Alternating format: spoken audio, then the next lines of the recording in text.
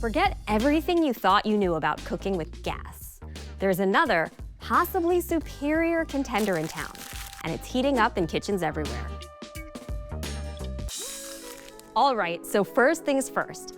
I've been cooking with gas stoves for decades, and it gets the job done. But gas stoves aren't perfect. In fact, they're responsible for raising indoor levels of a noxious gas called nitrogen dioxide, which is as pleasant as it sounds. That's not good for anyone, but it's especially problematic for kids. In fact, a child's risk of asthma from living with a gas stove has been compared by some scientists to be equal to the risk from living with a smoker.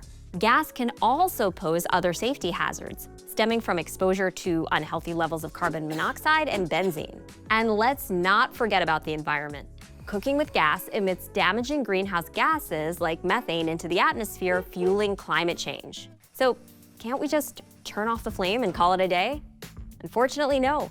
Scientists estimate that about 76% of methane emissions from gas stoves occur when the stove is off.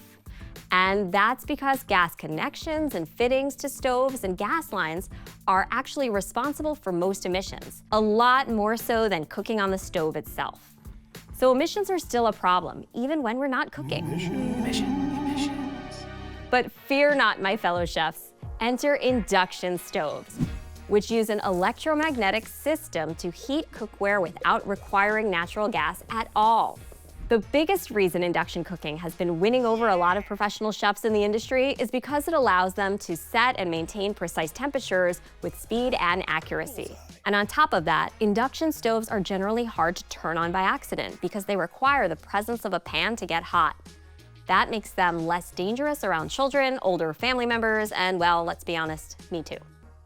There are some downsides to induction cooking. Induction cooktops can be pricey, although costs are expected to go down as demand increases. A minor detail to keep in mind is that induction requires cookware that attracts a magnet. But there's a good chance you probably already have some pots and pans that will fit the bill, because many of them are, including cast iron skillets. The biggest challenge, at least from a personal perspective, is that you can't cook when the power goes out.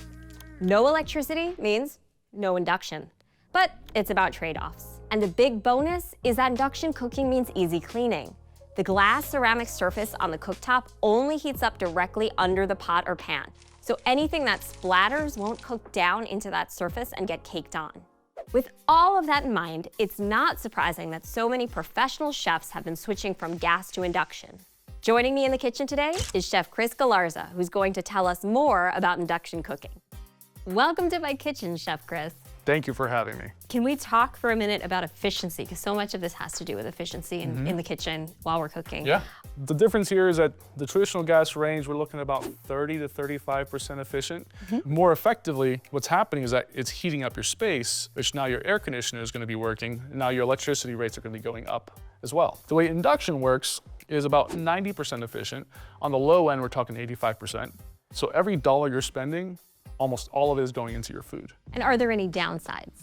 Oh, of course, like most things, right? The downside being people who come up to the equipment for the first time, the training, which is really easy to pick up, but it can be intimidating for some folks. Cooking is all about fundamentals and techniques. So it doesn't matter if you're sauteing on a campfire or sauteing on this induction range. A saute is a saute, a braise is a braise. These things are fundamental to how we cook and don't change based on your fuel source. The way this works is that there is a coil, it's a copper coil, and as you're sending electrical current through it, it's creating what's called an eddy current. That eddy current will sit about an inch or two above the surface and get the ferrous molecules in the pan really excited. And that excitement creates molecular friction that heats the pan up.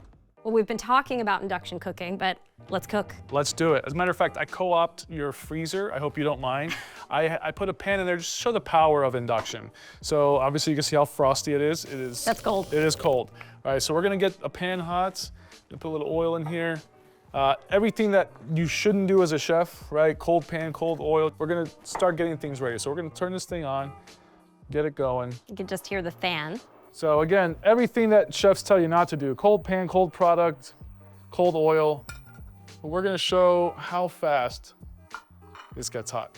So as you can see, you're starting to see some bubbling there on the end, but the handles are still cold, right?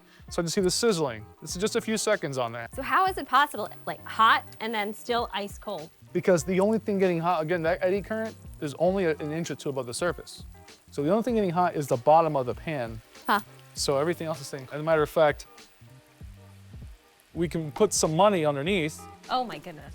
just to put my money where my mouth is and say how safe this thing is. It's a good party trick. So we're starting to sear that skin, Uh-huh. right? Because crispy salmon skin, best way to have salmon. Then we're gonna flip it, get some color on it, finish it in the oven, and then we're gonna eat. So how's that $20 doing? The 20, perfectly safe. So the reason it's hot and not burnt is because there's no thermal sources of heat, right? That 20 is not, you can't attract a magnet to it, right? So if I were to take this pan here, right? So induction works as a magnet that's using it to heat everything up. And remember, the bottom is where it matters. Bottom's where it matters. Let's do a bottom. Yep. All right, well, that salmon looks great. You've already got both sides already cooked, and then you Yep. just see that little bit of pink in the middle at this point. All you really want.